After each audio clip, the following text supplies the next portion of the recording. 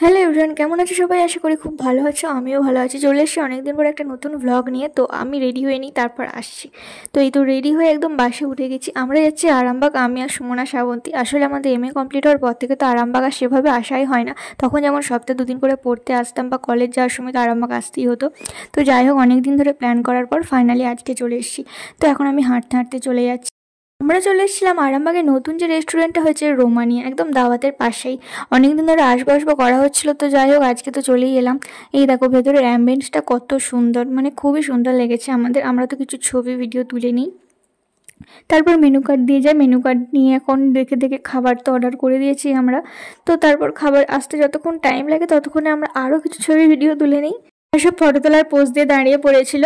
আর এদিকে খাবারের প্লেট দিয়ে চলে গেছে। আমি নিয়েছিলাম চিকেন ফ্রাইড রাইস আর চিকেন মুরগ মশলা, আর এরা নিয়েছিল চিকেন নুডলস। খাবারের কোয়ালিটি খারাপ ছিল না, আমার তো বিশেষ করে রাইসটা খুব ভালো লেগেছিলো, চিকেনটা অতটা ভালো লাগেনি। তো আমাদের তো খাওয়া দাওয়া প্রায় হয়ে যায়, এবং বাড়ির জন্য আমি কিছু অর্ডার করে নিয়েছিলাম, যেহেতু বাড়িতে বোন ছিল আর অদ্রিত এসেছে ওদের জন্য। তো হয়ে গেছে খাওয়া দাওয়া, এখন বেরিয়ে পড়েছি। তো বাস স্ট্যান্ডে চলে যাব, এবং ঠান্ডা ঠান্ডা কোল্ড ড্রিঙ্কস আর মাজা কিনে নিয়েছিলাম। এই তো আমরা বাড়ির কাছাকাছি চলে এসেছি। তো এই ছিল আজকে ছোট্ট ভ্লগটা ভালো লাগলে অবশ্যই লাইক করো আর চ্যানেলটা সাবস্ক্রাইব করে পাশে থেকো। আজকের মতো টাটা।